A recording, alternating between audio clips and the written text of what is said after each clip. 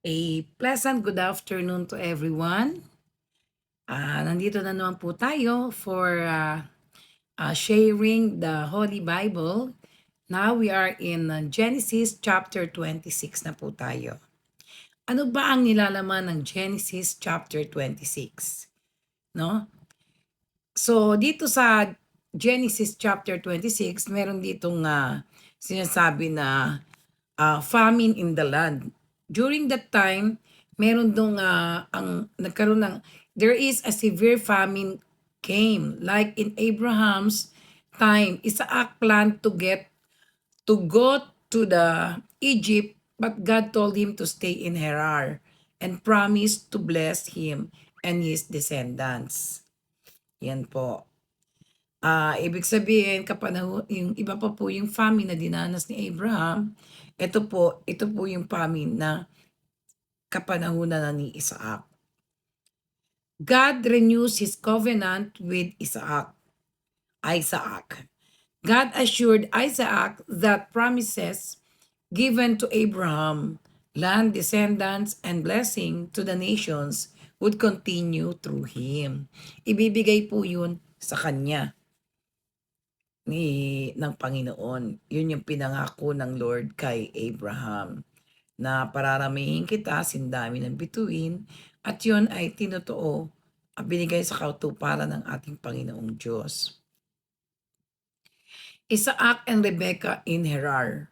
So, natagpuan ni Isaac si Rebecca. During that time, nag-iigib ng tubig si Rebecca. At pumunta nga po siya sa lugar kung saan nakatira si Rebecca, humingi siya ng signs kay Lord. Kung sino man na magpainom sa aking donkey at magbigay sa akin ng tubig, ay siya na po talaga yung babaeng hiningi sa kanya. So, yun po yun.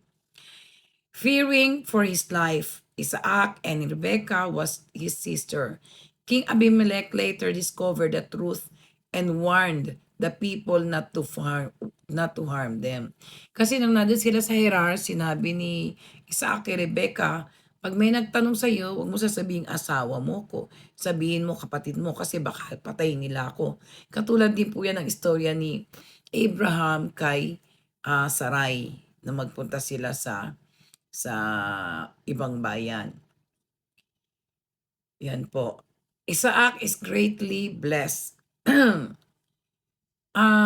Dito pala sa dito sa kaya tinago nila na sila yung magkapatid, nalaman din po ni King Abimelech yung katotohanan na sila ay mag-asawa. King Abimelech later discovered the truth and warned the people and not to harm them. Isaac is greatly blessed. Talagang pinagpala po si Isaac.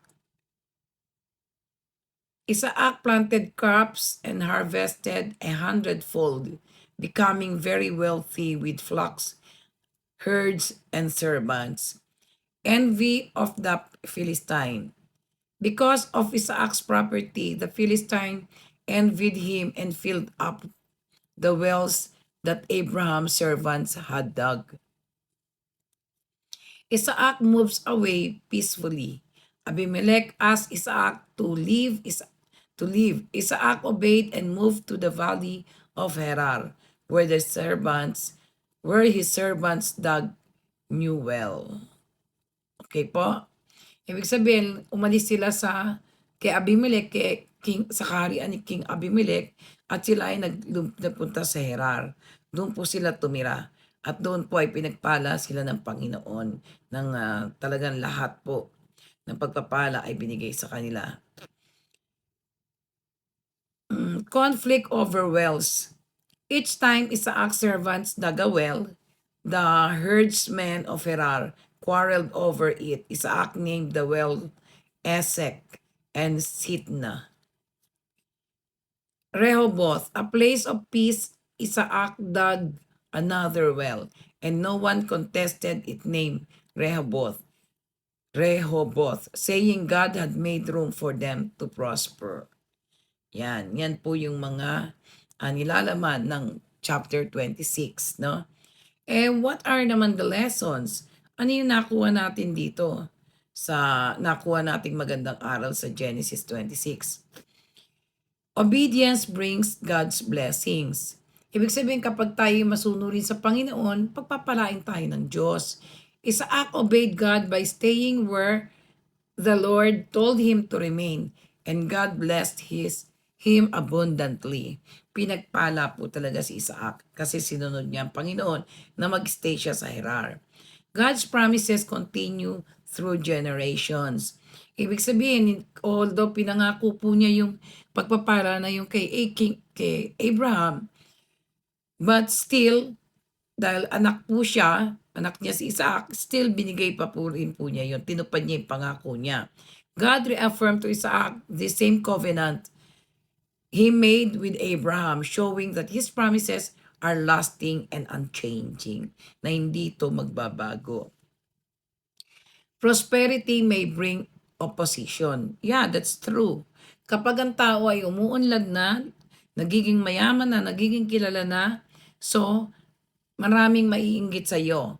Isaac's success caused envy among the Philistine. Blessings can sometimes attract challenges, but God remains our defender. Although maraming nagalit sa kanya, maraming gumawa na hindi maganda kay Isaac, but still God will defend him.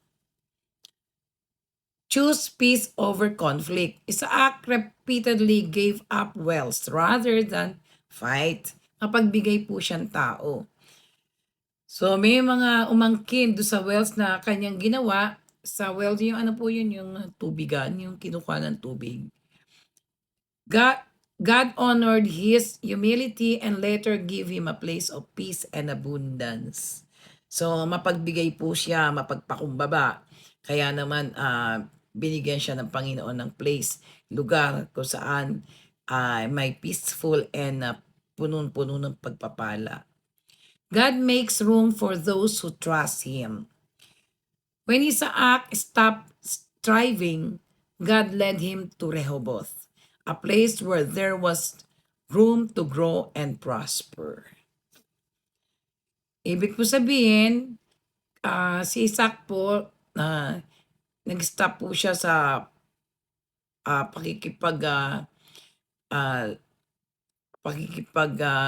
talo o laban. God led him to Rehoboth, a place where, so dinala siya ng Panginoon sa isang lugar na puno-puno ng mga pagpapala. God is our protector and provider.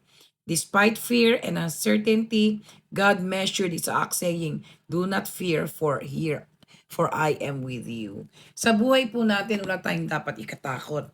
Basta nananalig po tayo, nakasama ninyo ang Diyos, na ang lahat ng inyong ginagawa ay kalooban ng Diyos. Always obey and follow the rules of God. And always remember, do good things to your neighbor, to everybody. Always do good. That's all. Thank you so much for your listening, for watching my videos, and see you every day. So, itong ginagawa po natin ay dinededicate natin sa Panginoon para maraming makakilala sa Panginoon. Para maraming maniwala na siya ang may gawa ng langit at lupa at siya ang tunay na Panginoon na dapat purihin, na dapat pasalamatan, na dapat natin parating tatawagin sa lahat ng oras sa ating buhay. Bye-bye. See you tomorrow.